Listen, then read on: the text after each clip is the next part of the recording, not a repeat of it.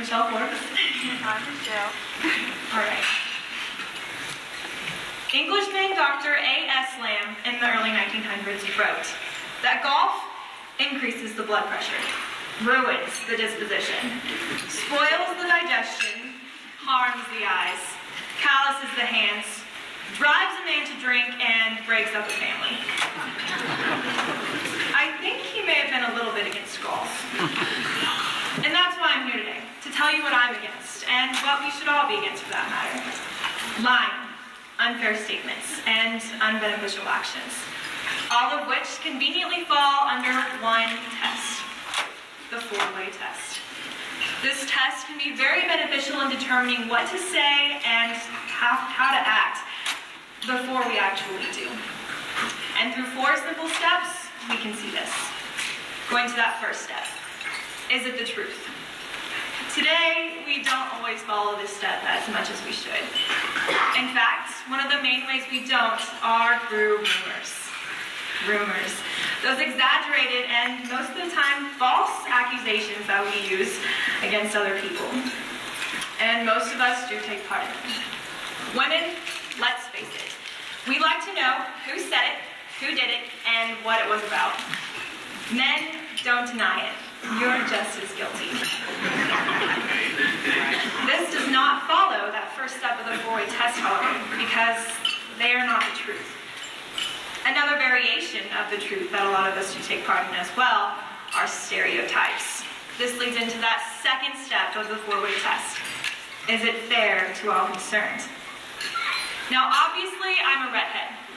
And contrary to popular belief, redheads have more stereotypes than any other hair color, including blondes.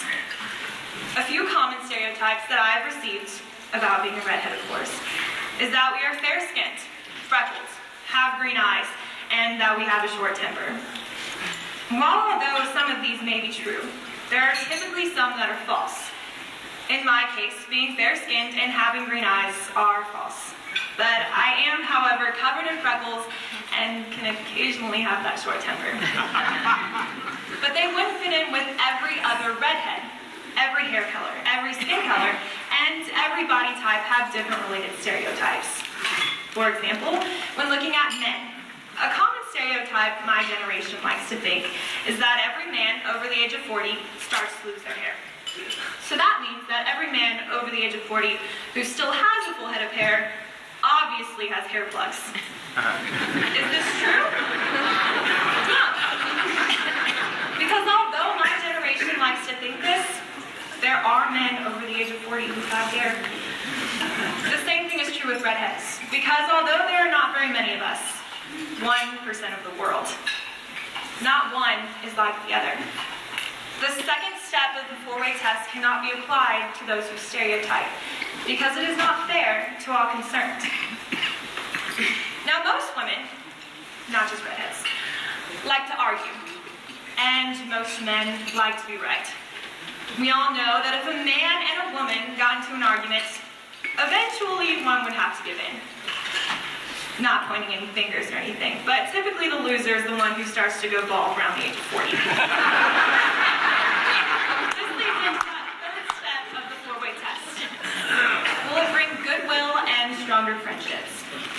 Because although these little arguments don't usually harm these relationships, big ones do.